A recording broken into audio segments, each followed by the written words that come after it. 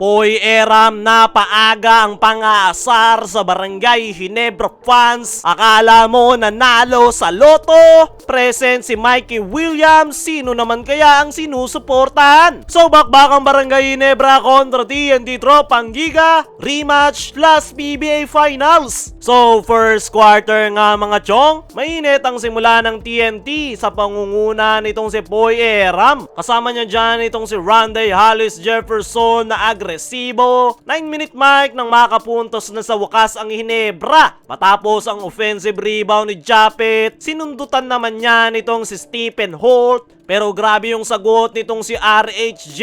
Inaatake lang yung depensa ng Barangay Ginebra. 11 straight points para sa import. Pero etong si Scotty yung pinakabumuhay sa Barangay Ginebra. Siya nga yung nanguna sa massive run ng kanyang kupunan. Ganda pa ng pasa niya kay Troy. Nagsimula ng uminit itong si Stephen Holt. Dalawang sunod na 3-point shot. Mag-aambag na rin si Justin Brownlee. Early timeout ang TNT. 13-23, 10-point lead para sa Barangay Ginebra. Patapos niyan present si Mikey. Hindi lang alam kung sino ang sinusuportahan. Under 2-minute mark naman ang mag-init si Calvin Oftana, dalawang 3-point shot para tapusin ang first quarter sa score na 22-25. Baba sa tatlong kalamangan ng Ginebra. Pagpasok ng second quarter, RJ Abarientos ang bubuta sa 3-point area pero nananatiling mainit itong si Calvin Oftana. Mapaperimeter to 3-point area kaya naman maagang bumalik sa TNT ang kalamangan 29-28. Nakasagot naman ang Barangay Ginebra, atake ni Stephen Holt pero agad nga yung sinagot ng dalawang ulit nitong si RR Pugoy. Inaatake yung butas sa depensa ng Barangay Ginebra.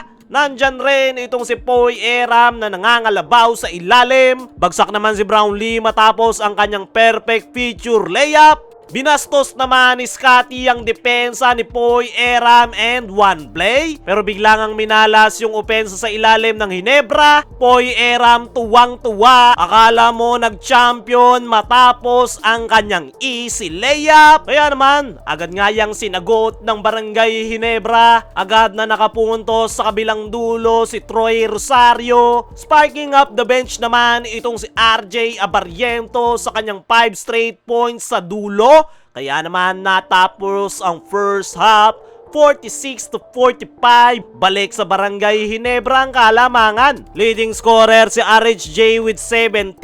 Stephen Holt naman sa Ginebra with 10 points. Pagpasok ng third quarter, hirap na makapuntos si Justin Brownlee. Hindi pumapasok ang kanyang mga tira. Kaya naman capitalize tuloy dyan ng TNT. Poy Eram, inaasar na naman yung fans dahil sa kanyang easy layup. Pero agad nga yung sinagot ni Troy sa kabilang dulo. Under 7-minute mark nang makapuntos na ng malinis na field goal si Justin Brownlee. Pero grabe nga yung sagot dyan ni RHJ sa kanyang tomahawk dunk. Pero agad namang nakarecover ang Ginebra. Unti-unti nilang ginagapang kalamangan ng TNT. Pero mainit pa rin talaga itong si Calvin Oftana. Another 3-point shot na naman ang ibinaon. Halos lahat nagko-contribute na sa TNT, maging itong kanilang bench player na si Razon. Kaya naman natapos ang third quarter 68-64. 4-point lead para sa TNT Tropang Giga. Pagpasok ng fourth and final quarter,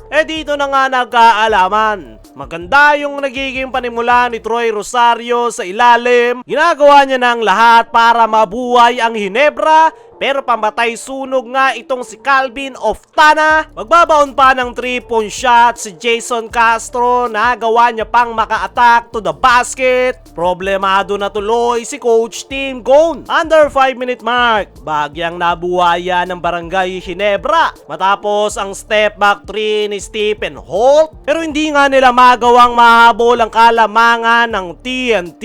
Kaya naman bigo ang Barangay Ginebra na makuha ang panalo.